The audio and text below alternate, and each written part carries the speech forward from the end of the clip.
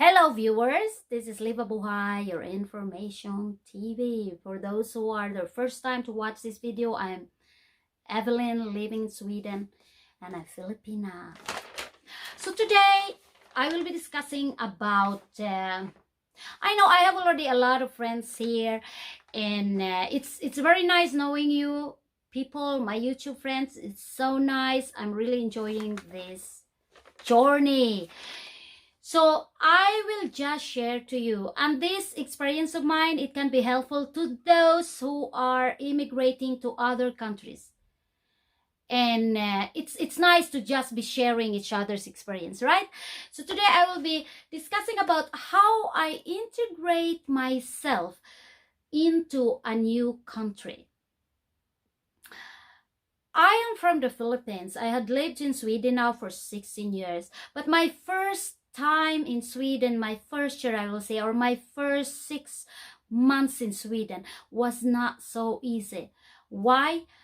I have here my 5 things that I will discuss. Number 1 is language. First of all, Sweden has a different language. The Swedish are very good English speakers, but they have their own language, which is Swedish. So if I will say, all of you, my viewers, you are beautiful, then in Swedish you say, Ni är så vackra. So it's just very different, you know. It's totally different. But of course I have Swedish are very good in English, so it was not really in another way to, you know, to communicate with the Swedish people. When I cannot speak Swedish yet, I can. But the thing is, if you want to work here, and then you have to study the language, because or else it's really very difficult for you to find a job. It's easier for you to find a job if you can speak Swedish. So number 1, language. If you live in a non-English speaking country, then it means you really have to learn their language. So here in Europe, we have the French, we have the German, the German language.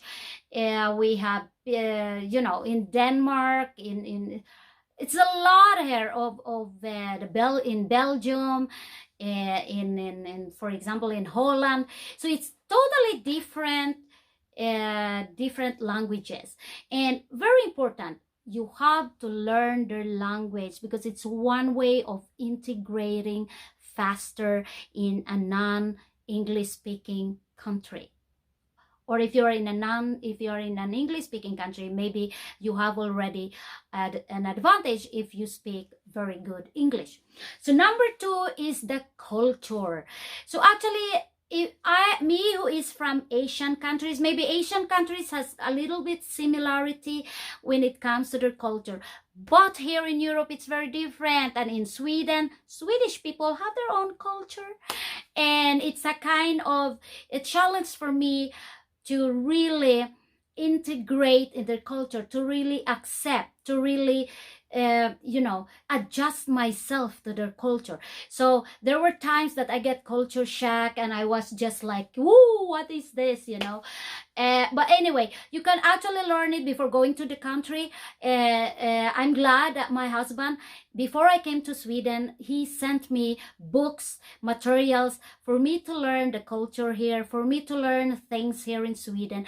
So when I came, maybe some things I get really shocked, because it's different when you read a book, or you know, when you get other information, rather than when you are already living in the country. So culture shock, it's very true. And then it took time, but at the same time, it's very important that when you are already in the country and it's a lot of weird things you see, just don't wonder it by yourself. Ask your friends who are already there. Then you ask your husband why it's like that, why it's like this, and then let him explain to you. So in a way, you are educating yourself about their culture, and the way, and when you are, you know, dealing with them, you're talking with them, and get a lot of friends, get friends who lives there, and don't be shy. Try to be so forward and talk with them, and in that way you will learn faster about their culture. And you have to be flexible too. because you cannot just go in a country, migrate to another country, and you are very hesitant and to adjust to their culture. It will not work. You have to be flexible. You have to adjust in their culture. It's another way, like if other people will come to my country in the Philippines, I also expect that way. So me, I'm telling my husband, if we are staying in the Philippines, we usually have our vacation there. I'm telling him there's a lot of things he will ask, why it's like this, why it's like that. And all I say, I tried my best to adjust in your culture, and I expect the same way from you. And I also educate my kids because they grow up here in Sweden. Every time I go to the Philippines, I always tell them, it's like this, it's like that. It's like a way of adjusting. You have to be flexible. You have to understand other people's culture. So if you're a person who had been traveling a lot, it's more that you can adjust, you can see the differences in culture, and you can really try to understand that we have different culture we grow up. Number 3 is the climate. And you know, in the Philippines, we don't have snow. You know, we only have, the rainy season and the sunny season.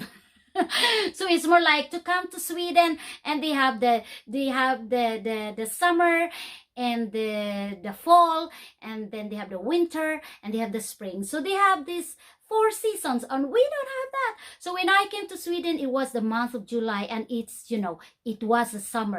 So I didn't know that when I came to Sweden during summer, they almost doesn't have a night time. I came 9 o'clock. And it shows on my ticket that I will arrive in Arlanda airport in Sweden at 9 o'clock in the evening. And when I arrived, it was very sunny day. The sun is shining there.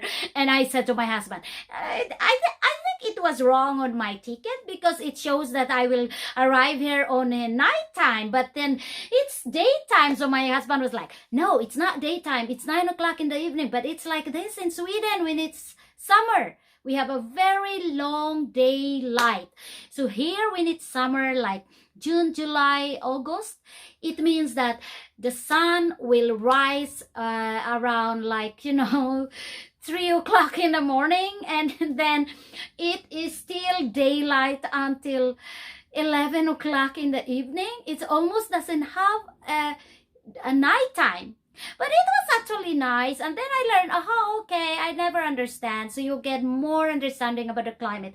And then when it comes the winter, and I thought that all the trees, the bushes, except the pine trees, they don't die. The leaves will not fall even during winter. But the rest of the trees, the bushes and flowers, I thought everything died. but then, you never know it. It's not like that in Asian countries, especially the Philippines, that we don't have snow, we don't have winter. So that was also a shock. And then as time goes by, you will learn. And me who loves plants, I have to learn more. I have to read books. I have to get a lot of information to know how to, what plants that grow this way and that way, and even the names of these plants. So number 4, it's the food. It's very different. If you come from if you came from a warm country, when you come to Europe, like in Sweden, you get really shocked of other food here. You get like, what is that? And I'm like, and me, I am very open when it comes to food. I always want to taste everything. So when I'm glad my husband, he really loves traveling. So we had traveled a lot here in Europe. We traveled some 2 states in the US, in some countries in Asian country, Japan, or Hong Kong.